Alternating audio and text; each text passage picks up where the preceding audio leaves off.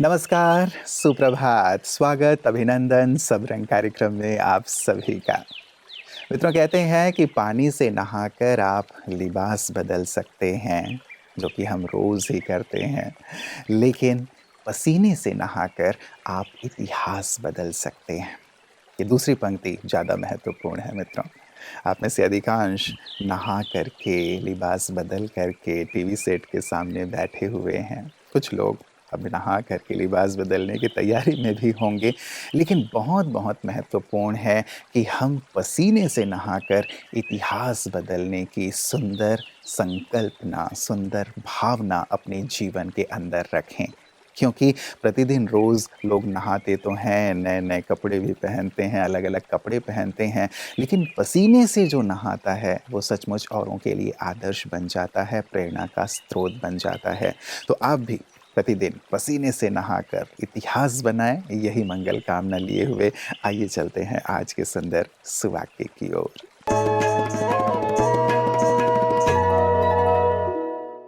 दूसरों की तुलना स्वयं से ना करें, क्योंकि हर एक की विशेषता अलग है। यह हम भूल जाते हैं कि भगवान की रचना में सब कुछ अनोखा और विशेष है, जिसके कारण हमेशा दूसरों से अपनी तुलना करने लग जाते हैं कि हम उन जैसे सुंदर नहीं, या उनकी जो विशेषता है वो हमारे में नहीं। लेकिन भगवान ने इस सृष्टि पर हर एक व्यक्ति व पदार्थ की रचना विभिन्न उद्देश्य या प्रयोजन के लिए की है। इसलिए हर एक व्यक्ति की अलग अलग विशेषताएं हैं, और अगर हमें अपनी विशेषताओं को पहचानना है तो अपने मन को शांत और विचारों को एकाग्र करके आंतरिक जगत में जाना होगा। राजयोग मेडिटेशन के माध्यम से हम अपने आंतरिक यात्रा की शुरुआत कर सकते हैं और अपनी विशेषता एवं स्वयं की रचना का उद्देश्य जान सकते हैं।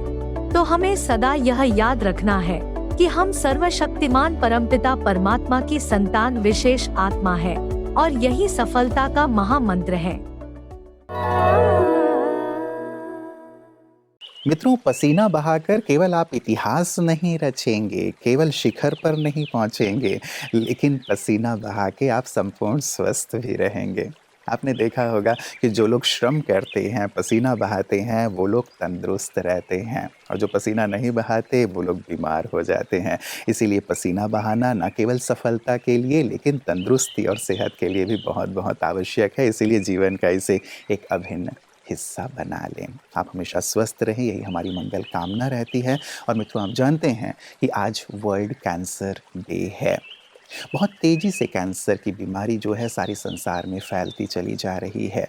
इसीलिए इसके प्रति जागरूकता लाना बहुत आवश्यक है। इसके लक्षणों को जानना, और जैसे ही लक्षण पता चल जाएं, तुरंत ही इसका उपचार करना बहुत ज़रूरी है, ताकि हम संपूर्ण रूप से कैंसर को जीत सकें।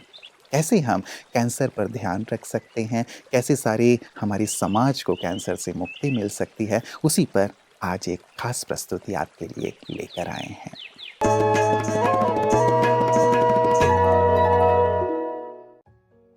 4 फरवरी हर साल विश्व में कैंसर दिवस मनाया जाता है। इस साल की जो थीम है कि हम सब मिलकर एकजुट होकर एक्शन को कार्य में लगाएं, जो गैप है उसको फुलफिल करें।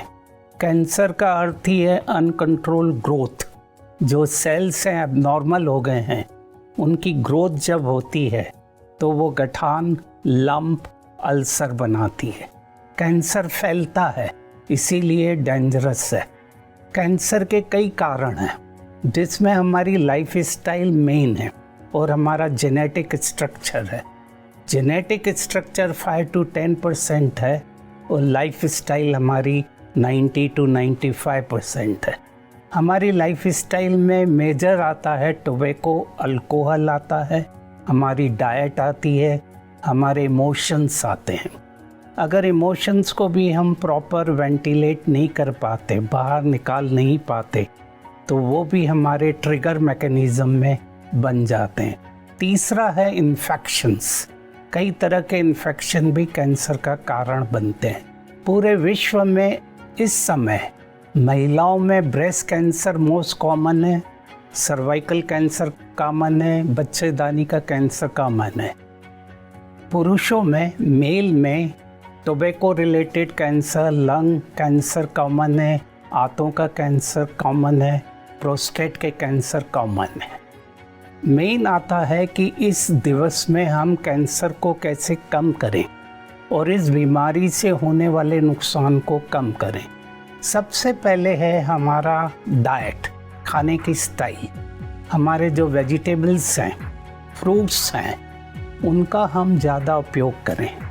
साइट्रस फ्रूट है, उनका उपयोग ज़्यादा करें। दालचीनी है, ब्लैक पेपर है, ड्रमस्टिक है, ये सब एंटी कैंसर माने जाते हैं। इनको हम बढ़ाएं और एसिडिक खाने को कम करें। दूसरा बहुत अच्छी डिस्कवरी हुई थी, जापान के साइंटिस्ट ने ऑटोफेजी करके, उसको नोबेल प्राइज़ भी मिला योशिमोरी ने। उसमें ये बताया कि अगर हम उपवास करते हैं बीच बीच में, तो हमारा जो कैंसर का प्रोडक्शन है, टॉक्सिन्स हैं, वो बाहर हो जाते हैं, रिसाइकल हो जाते हैं।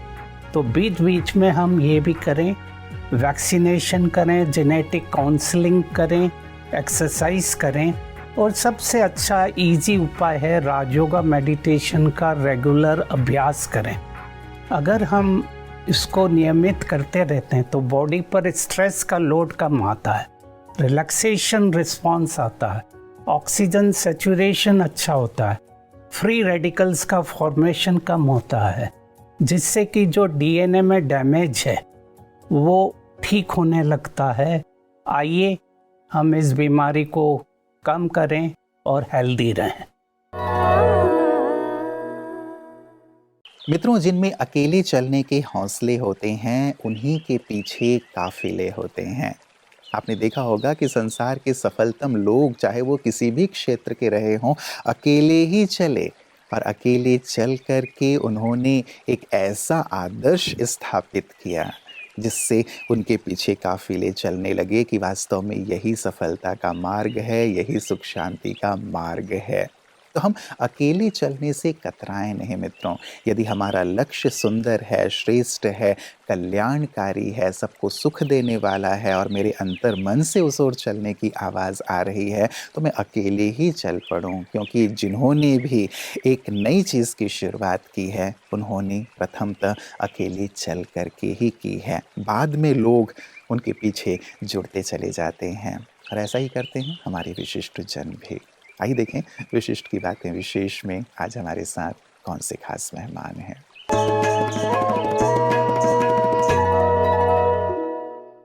ये स्थान युग युगों से पवित्र है, और जब कोई पवित्र स्थान में कोई तप होता है तो अति पवित्र हो जाता है।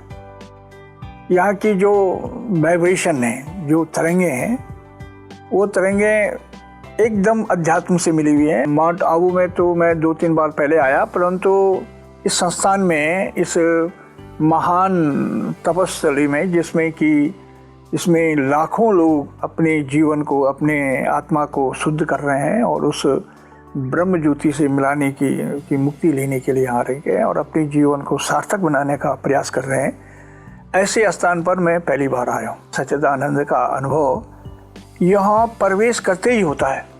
इसमें एक तो होता है कि आपके सोचने से, मन से होता है, और एक होता है कि स्वतः तरंगों का चलना और सहज रूप से उसका अनुभव हो जाना। तो ऐसे इस स्थान में हो रहा है। और मैंने जिस प्रकार से अन्य लोगों से भी बात की है, तो उन्होंने भी ये कहा कि इस स्थान की ऐसी फ्रीक्वेंसी है, ऐसे वाइब्रेशन है कि जिससे कि स्वतः हमारे जीवन में परिवर्तन होगा और हो रहा है। दूसरी बात यह है कि वातावरण एक तो प्रकृति ने स्वयं बनाया हुआ है जी। तो स्वयं बनाने कहा भी गया है कि ओम नमो देव्यै महादेव्यै शिवाय सततम नमः, नमो प्रकृति भद्राय नियता प्रताशमताम। जहाँ ईश्वर शक्ति और प्रकृति की शक्ति मिल जाती है जी, तो स्वतः वहाँ पर आदमी आनंदित हो जाता है। तो ऐसा स्थान जिसमें प्रकृति भी है और ईश्वरत्व भी है, तो दोनों का सहयोग एक जीवन को बहुत ही आनंदित कर रहा है। परमात्मा का जो आशीर्वाद है या उसकी जो तरंगे हैं, निश्चित होते रूप से वो सत्यम शिवम सुंदरम का अनुभव करा देती है। तो ऐसा इस स्थान में हो रहा है और मैं समझता हूँ कि मुझे ही अनुभव नहीं बल्कि जो सामान्य व्यक्ति भी यहाँ आएगा उसको भी उसको अनुभव होता रहता है और उसके जीवन में निश्चित परिवर्तन आते हैं। जो उसकी नकारात्मक एनर्जी है, जो ऊर्जा है, वो समाप्त होती है और सकारात्मक ऊर्जा उसकी बढ़ती है। वातावरण का जो है वो असर जरूर होता है। कहते हैं कि थिंक पॉजिटिव और डू पॉजिटिव जी, मतलब आप सकारात्मक सोचो और सकारात्मक करो, ऐसी स्थिति यहाँ पर है। और उसको जो सोल है, जो आत्मा है, जो स्पिरिट है, उसी को लाभ नहीं है बल्कि उसके साथ साथ जगत को लाभ हो रहा है। मित्रों, सुबह से लेकर शाम तक परिश्रम करके इंसान उतना नहीं थकता जितना चिंता और क्रोध करके थक जाता है। ये अंदर के जो हमारे विचार हैं, नकारात्मक विचार और भावनाएं हैं, वो हमें कहीं ज़्यादा थका देती हैं, निराश कर देती हैं। इसलिए बहुत बहुत ज़रूरी है, यदि हम अपने लक्ष्य की ओर परिश्रम का पसीना बहाते हुए निरंतर आगे बढ़ना चाहते हैं, तो इन पर हम विजय प्राप्त करें, क्योंकि ये हमें ज़्यादा थकाते हैं, ये हमें बैठा देते हैं। हमारे अंदर की जो विकृतियां हैं, चाहे वो क्रोध के रूप में हैं, चिंता के रूप में हैं, नकारात्मकता के रूप में हैं, उन पर हम विजय अवश्य प्राप्त करें। और यही विजय आध्यात्म और योग हमें दिलाता है। ऐसे आध्यात्म हमें मदद करता है इन विकृतियों को जीतने में। यही सुंदर कला ब्रह्मा कुमारियाँ सभी को सिखा रही हैं। आइए देखें ये सुंदर कला उनकी सेवा के रूप में।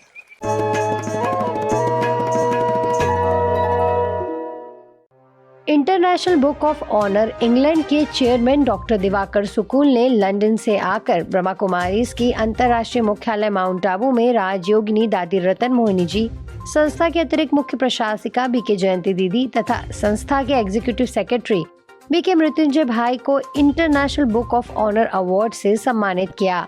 यह अवार्ड समारोह शांतिवन के विशाल डायमंड हॉल में हजारों भाई बहनों की उपस्थिति में संपन्न हुआ। डॉक्टर दिवाकर सुकूल ने दादी कॉटेज जाकर राजयोगिनी दादी रतन मोहिनी जी से मुलाकात की। दादी जी ने उन्हें ईश्वरीय सौगात तथा वरदानों से भरपूर किया। इस अवसर पर दादी जी ने डॉक्टर दिवाकर सुकूल और ब्रह्मा कुमार डॉक्टर दीपक हरके को शॉल पहनाकर सम्मानित किया।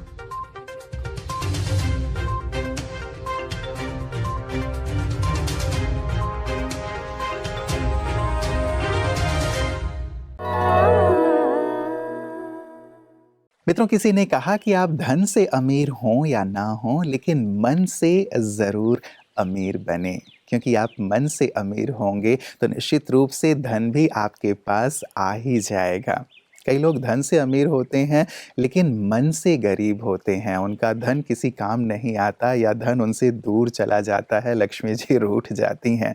लेकिन मन यदि बिल्कुल ही अमीर है, मन सबके लिए खुला हुआ है, सबके लिए प्यार, सम्मान, सहयोग की भावना से भरा हुआ है, तो धन भी खींचा चला आता है और जन भी खींचे चले आते हैं। लोग आपके आसपास रहना पसंद करते हैं। तो आज मित्रों, हमने पसीना बहाने की बात कही है, परिश्रम की बात कही है, ताकि आप इतिहास रच सकें। तो पसीना भी अवश्य बहाएं, श्रम भी दिल खोल कर करें, लेकिन साथ साथ अंतर मन भी हमारा अमीरी से भरा हुआ हो। यदि ये अमीरी भी आ गए तो सचमुच हम इतिहास अवश्य रचेंगे। इतिहास रचने से हमें कोई भी रोक नहीं सकेगा। तो आप इतिहास रचें, औरों के लिए आदर्श बने। इन्हीं मंगल कामनाओं के साथ नमस्कार। ओम शांति।